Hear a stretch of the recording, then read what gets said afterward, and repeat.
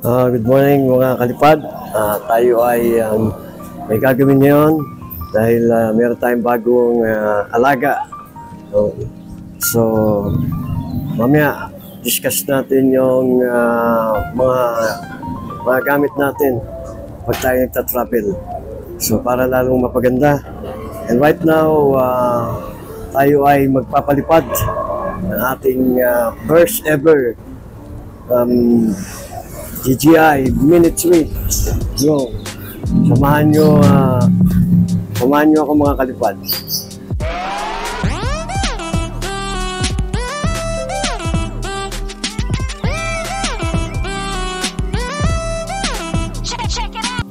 Ayun nga, tayo ay nandito sa rooftop mga kalipad. This is the first ever first flight of our DJI Mini 3 drone. Ayos. Okay, so far tingnan natin, iayos muna natin, calibrate everything. Okay, so right now samahan niyo muna ako magbuklat nito. Okay, so this is the pad. Okay, so para maiwasan sa alikabok ang ating drone, so para maayos yung lalapagan pagka nag-land yung ating drone. Okay, so ibababa natin to.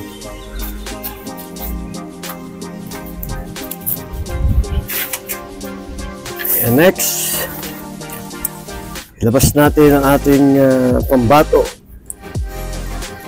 Okay, parang kailan na sabi ko sa vlog ko pa uwi from Maliko, habang binabaybay ko yung scenic view ng Maliko viewpoint pababa, sabi ko maganda kung may X3. So nagkaroon na rin tayo ng Insta360 X3, and then sabi ko, or drone, at ating first ever drone.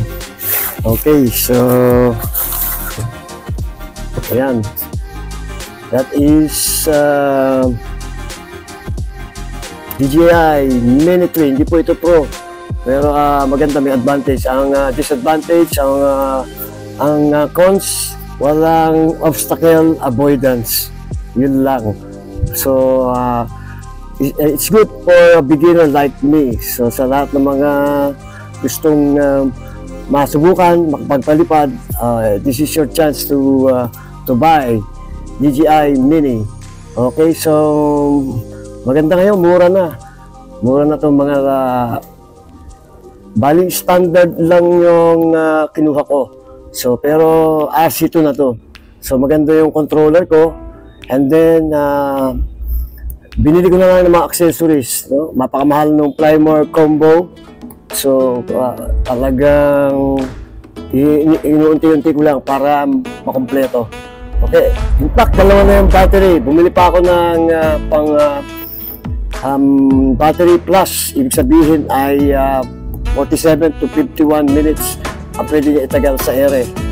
Okay, so let's see. So tingnan muna natin. Here's my aircraft. Okay, so ang pagbuklat niyan, una tatanggalin muna itong takip ng gimbal, kasi magkakaproblema yan pagka hindi natin tinanggal. Okay, and then this one, pinaka sa likod ay patwist pababa. O yan, okay, patwist yan. Oh, okay, yan ang ating bagong laruan. Okay, so before we mag-flight ay calibrate muna natin. At the same time, check all the propeller. Tingnan natin baka may dapat na palitan, kasi meron naman siyang reserva. Okay, yung nga pala ang included sa remote RC2 and this unit Mini 3 ng DJI. Okay. So, lagay muna natin yan sa baba. And then, the next one is one of the most important. Okay? Ang RC2. Nag-RC2 na ako kasi konti lang diferensya eh. No? It's almost, I think it's almost 40 to 5,000. Kasi mga 8,000 yung RCN1. No? So ito mga 13 plus, almost 14,000. So kasama na sa package, nakamura na, no? So yun. Okay. So far, dito muna tayo. At iko-condition lang natin. Balikan ko kayo. Meanwhile, ayan guys, nakita nyo yung drone ko. Ayan o. Ayan o. Dito na siya. So, pwede ko pa pala na ikabit.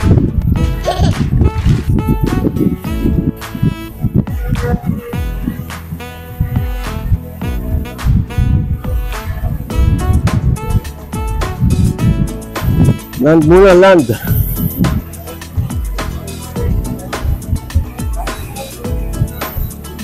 Ayan o, naglaland siya. Galing. May isip ano. Yan ko muna kasi baka sumipat eh. Okay, wag niyo pa kakalimutan, no? First timer, excited. Di ko na ikabit yung joystick. Pambihira. Okay. Masyado excited, mga kalipad. Okay, so medyo spot sa araw eh. So, ayos natin. 10 seconds later. Okay, kalipad, naputol tayo. Na.